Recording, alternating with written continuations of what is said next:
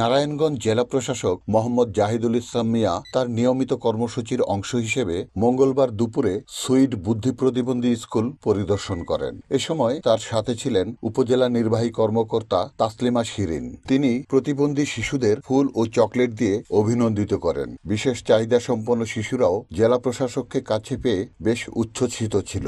এ সময় জেলা প্রশাসক শিক্ষক ও অভিভাবকদের সাথে সুইড বুদ্ধি প্রতিবন্ধী স্কুলের সার্বিক পরিস্থিতি নিয়ে কথা বলেন।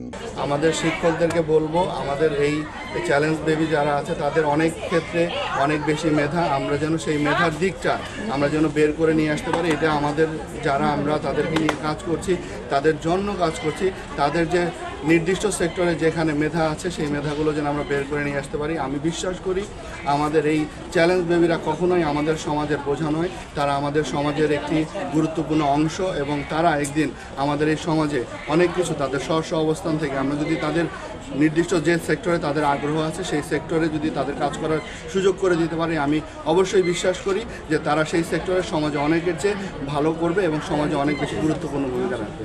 তাদের সকলের জন্য রইল অনেক অনেক শুভকামনা। এবং এখানে আমাদের কাছে আমি আসার পরে বেশ কিছু দাবি দেওয়ার কথা তারা বলেছেন, আমরা তাদের পাশে আছি এবং আমাদের সর্বোচ্চটা আমরা তাদেরকে দেওয়ার চেষ্টা করছি। Report Shahjahan Chowdhury, NAN TV, Narayanganj.